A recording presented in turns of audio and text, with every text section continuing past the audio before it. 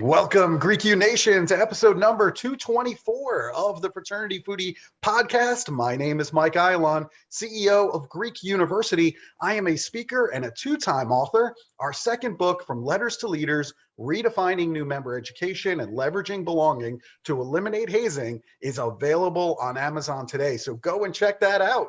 We call these episodes the Fraternity Foodie Podcast because there is nothing like great food to bring fraternity and sorority leaders together. Fun fact, the University of Rhode Island was definitely a campus that made me think about how we can engage the senior members of our fraternity and sorority chapters. It is a beautiful campus, gorgeous fraternity and sorority houses, great students, but typically the seniors would move further away from campus. And I started to think about the ways that we could keep our seniors involved in the fraternity and sorority experience all the way through graduation in order to make good alumni. Because if they're ghosting us senior year, that's likely the last time we are going to see them, unfortunately. And that's when marketing, the networking and mentoring component of fraternity and sorority made sense to me, because Gen Z clearly wanted something different than what millennials wanted, the generation before them. So we needed to market fraternity and sorority differently. It became very clear to me that our members and their needs evolve as they get closer and closer to senior year. And for Gen Z, it's all about the jobs. That would need to be reflected in our events to recruit new members and to retain our existing members. So with that, our next guest is Sarah Callazzo. She used to wear smaller jeans and a fake smile. She liked having as many friends as possible. We all do. And she would never consider herself a leader. And her camera roll was filled with all of these progress pictures of her body.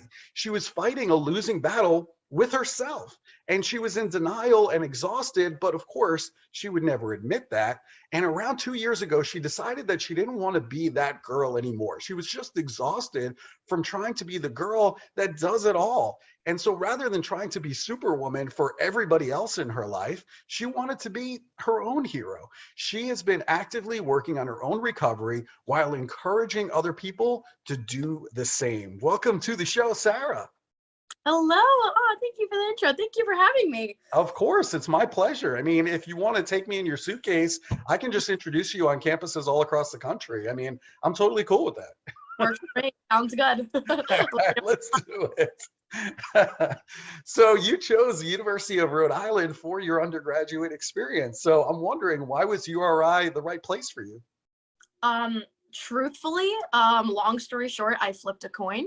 I'm from originally, and all of my schools that I was looking at were around 2 hours away. I was looking at Philly schools, University of Delaware, and Rhode Island was my farthest school away. I applied there because the woman that helped me with my application said you can't only apply to 3 schools. So when it was time to make my final decision on right before May 1st, because I'm a procrastinator, they say when you flip a coin, you know what you want it to land on once it's in the air. So I flipped the coin and I'm like, I hope it lands on Rhode Island. I hope it lands on Rhode Island, just because I needed that push to tell me to go, but I was scared to do it myself. And my mom said, what did you hope it landed on? I said, I hope it landed on Rhode Island. She said, I'm not showing you. You're going to Rhode Island. So I'm still living here right now after I graduated. Here I am. That's such a great story. I've never heard anybody say they flipped a coin to decide which college they were going to go to. But you know what? Your mom was right. I mean, she was just like right on the money. She knew to ask the right question in order to figure out where you're going to be going. So I love all of that. And then, of course, you joined ZTA at URI. So I'm wondering, what made you want to join ZTA?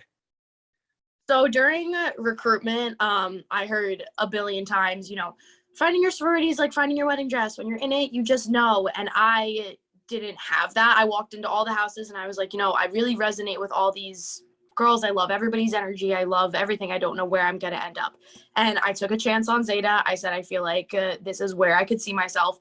And it wasn't until I was in the sorority that I knew that I made the right decision. Even after knowing the girls for a couple of minutes during recruitment, I found myself looking up to them and thinking about not where I am right now, but where I want to be in 4 years. And I was like, these are people that I would love to be like. These are people I would love to be friends with. I loved everything they did with their philanthropy. And I just had a gut feeling. It wasn't anything specific that was like, ooh, this is why I need to go Zeta. I was just very, very drawn to it. And I didn't know at the time, but I was in for the ride of my life. And I did. And it was one of the best decisions I've ever made. I love it. I'm so happy that it worked out for you. Clearly it did. But it's so interesting to me to hear why people join their organizations. And I think people join fraternities and people join sororities, I think, for different reasons. And when I hear somebody who joined a sorority, many times it's exactly the way that you answered, that you aspired to be the women that you saw there. And it's so interesting to me because I think for the guys, it's a little bit different, but obviously it worked out, which is fabulous. And you served in various roles in the chapter. You eventually became chapter president with over 200 members at Zeta. So what were some of your biggest challenges as president of the chapter? Oh, my Greek experience was like no other. I was the sunshine chair, and then I was vice president, and then I was president. And through all of that, we led through a pandemic, a Black Lives Matter movement. Like there was so much going on in the world that Greek issues were truthfully the least of my worries. This was the question I struggled the most to answer. But me being president, and if I am talking to other, eventually reaching other people in fraternities and sororities, I would not be able to do it without mentioning my hero's name and my mentor's name. Her name was Dominique Franco. She was the president of my chapter. I was her vice president, and she passed away my sophomore year. And she was the epitome of what it meant to be a sorority woman, of what it meant to be a leader, of what it meant to be a philanthropist, and just a kind person. And my biggest struggle was just filling her shoes and making her proud. So I was debating on mentioning that, but knowing that the audience that we have, if anybody can be impacted by her, my life's mission now is just to spread all that she wanted to do, even though she's up in the sky now. So yeah, my biggest struggle was just making her proud and doing as she would every day, even when it was hard. But I think our chapter did a really good job of doing things that she would want us to. I think you're absolutely right. I think Dominique right now is very proud of everything that you and the chapter have done. There's no question in my mind. So, the other thing I wanted to talk to you about, which I think is just so interesting, back when you were 15, you got home from dance practice one day and you looked at yourself in the mirror. You said to your mom that you didn't like the way that you looked in the tights that you were wearing that day. And of course, you're blaming yourself instead of what the lighting was like, the outfit that they put you in, the position that your leg happened to be in at that moment. And all of this is happening at age 15. So I'm just wondering, like, that anxiety that you were feeling as a 15-year-old, where is that coming from? Is that coming from advertisements that you're seeing? Is that coming from social media? Is that coming from like the whole diet industry, which is huge, pop culture, all of the above? I mean, where does that come from? So I danced my whole life. I danced from I was 2, and I was on the URI Ramettes. I was on my college dance team. So dance has been a part of my life for as long as I can remember. And it is a beautiful, beautiful art, but it is very, very tough for somebody that struggles with anxiety or disordered eating behaviors, because it is very subjective. And this is something that I just found out kind of as I was reflecting back on my whole experience. They always say that in soccer, it either went in the goal or it didn't. Dance, the only thing that's separating first and second place is somebody's opinion on that minute in that day. So I, from a very young age, put everybody's opinions on a pedestal, because I was like, well, their opinions is all that matters of me, and they're going to decide if I'm good enough, if I'm better, if I'm worse, if I'm whatever. So I think that being in that environment of dance definitely triggered a high anxiety profile as it is. But I will never actually forget that day. I went home, I was in my pink ballet tights, and I was like, what are these legs? What are these bumps? I don't get it. Because I had them in my pink tights, and in my tan tights, they weren't as noticeable, which just shows that your body's never the issue, but it's a later issue. And I started Googling, what are bumps on your legs? What are this? And all these ads came up for get rid of cellulite, get rid of this, how to lose cellulite, all these pictures of girls without cellulite. And then once I knew that that was something bad, I went to dance the next day and I looked around and was like, oh, none of these girls have this. How come they don't have it? How come I do? Oh, I'm not good enough. And I totally just internalized it and took it and ran with it. So I think just the combination of I didn't have anybody to sit and explain it to me. I didn't feel comfortable asking about it. I thought that it automatically meant that I was worse than everybody else in the class. I was unworthy. I wasn't beautiful. I was all of these things. And just having it be in a dance room, which is a very hard setting to be in as it is. There's a mirror in front of you. You're constantly comparing yourself to everybody, and you have to make it look effortless. You are not allowed to look like you are struggling when you're performing. And I think I took that a little too far into my life and was like, well, I'm going to be like this all the time. I'm never going to let anybody see me struggle. That means that I'm good at what I'm doing. So it was just, it was a very complicated place to be in when I was a kid. Mm-hmm. And then this struggle progressed for you. I mean, you've lived in a lot of different bodies since then. You never thought that you were good enough. And then you try to fill this anxiety-ridden, void that you had with eating disorders. So now all of a sudden, the eating disorder, this really becomes like the biggest part of you. What happened? I never found the overwhelming joy that I was looking for. And I wanted to start with that because I feel like a lot of people think that if I just get down to 129, I'll be happy. You won't. And I hate to be the person to say that, but it's not. It has nothing to do with a number. It has nothing to do with the jean size. It has nothing to do with the way your abs look or your leg muscles look. It has absolutely nothing to do with your body. I always just had this innate feeling, I guess, that I wasn't as good as the woman standing next to me. And then that totally spiraled into an eating disorder between restrictive behaviors. I wound up purging for a long time, and I just completely self-imploded.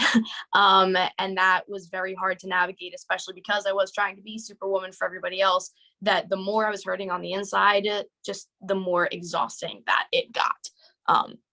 So yeah, it was a long journey. Yeah. And you're in recovery now, which, is great. What do you do when you find yourself struggling even now? I think I try to remember why I started.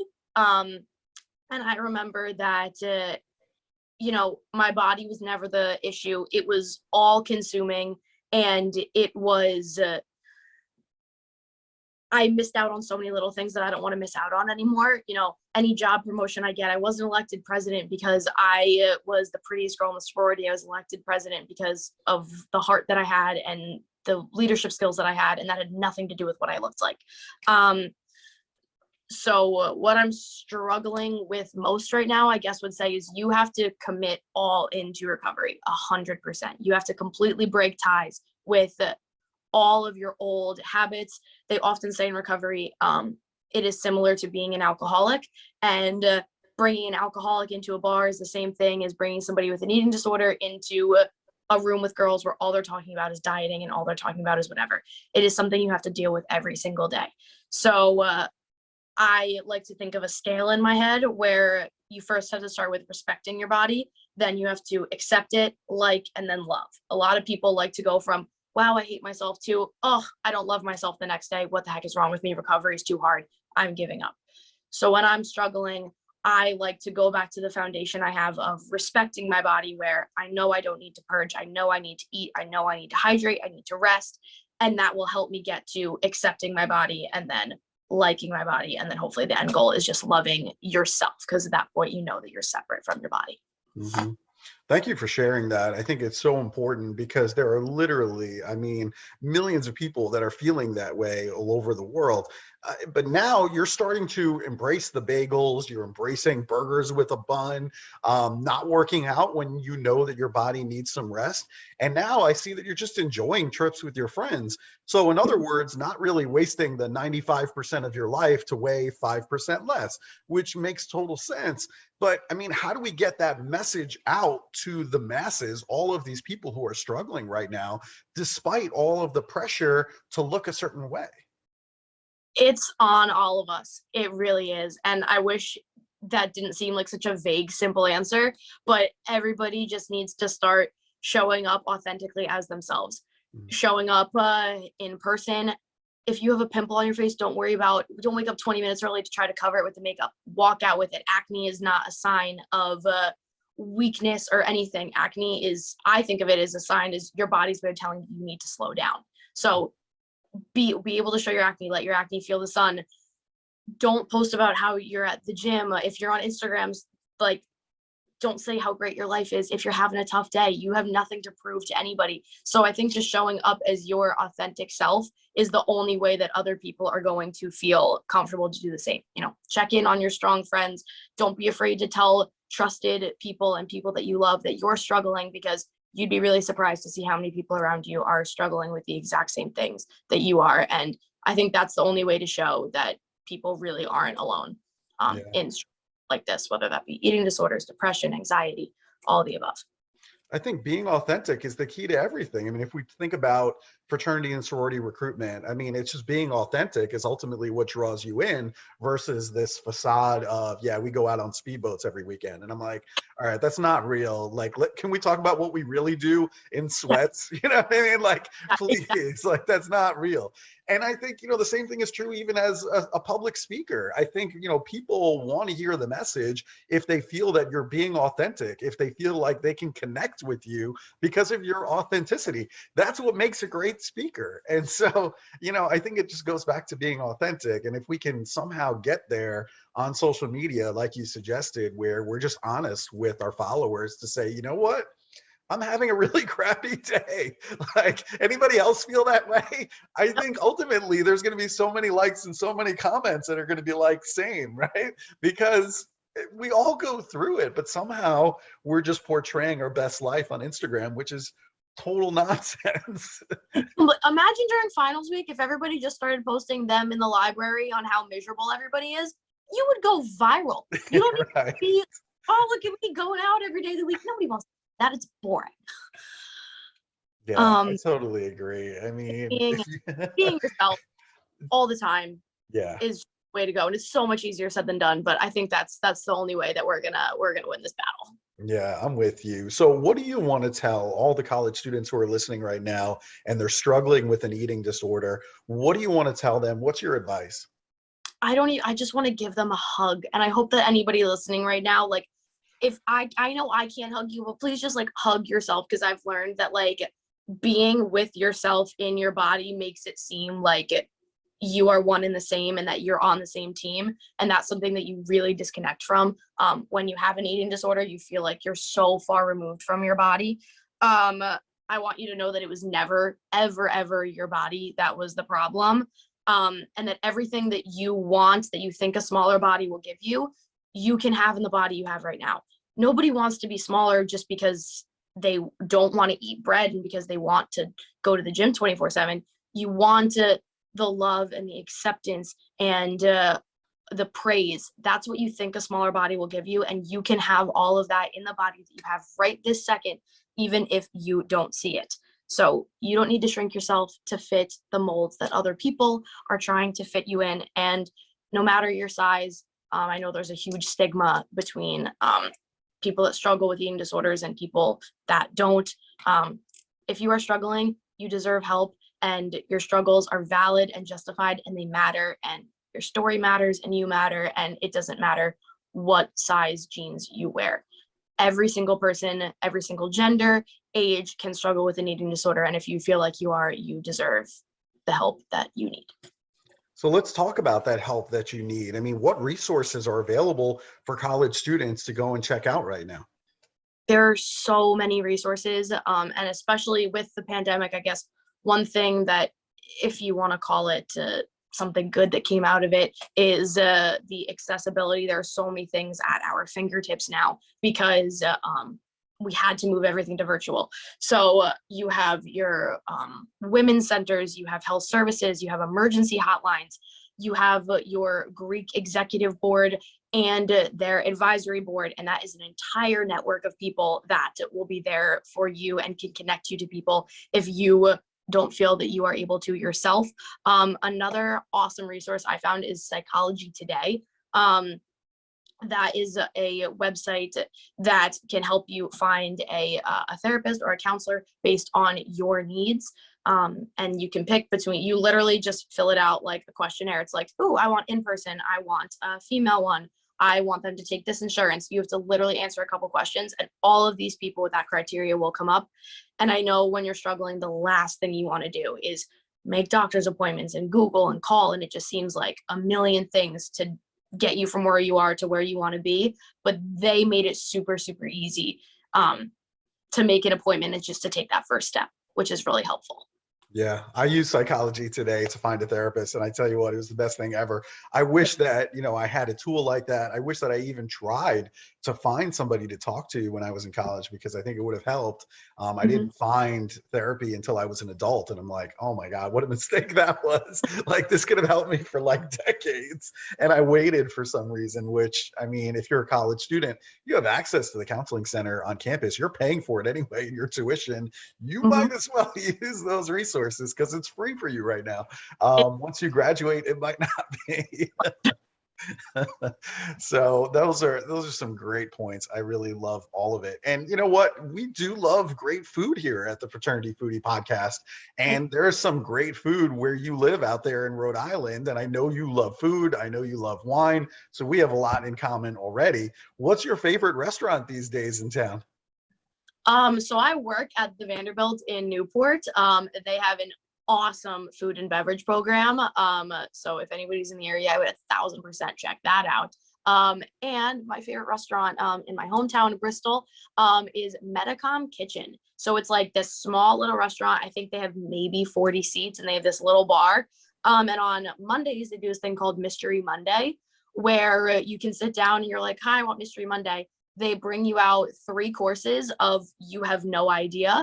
And if there's multiple people at the table and multiple people get it, they'll bring each person something different. So you wind up having just this awesome dinner. And the regular menu is great too, but it's super fun on a Monday because I'm in the industry. So I'm always working. Mondays are my Saturday night. So it's fun being able to do something cool, to try something different. And that's where like the chefs and the culinary team really get to show their creativity and do a bunch of fun stuff, because they know you're only ordering that if you like everything and you like the crazy stuff. So it's a fun thing to do when I have a day off of work.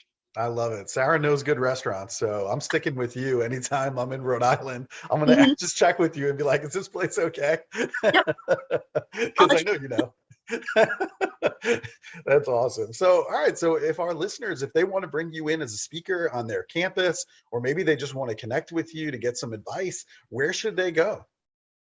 You can head to my Instagram account. It is sarah.calla.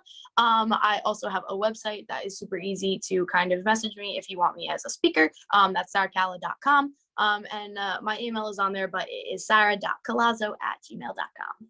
I love it. Go and check out that website, Sarah Calla, C-A-L-L-A, and .com, and she will definitely get back to you in a hurry.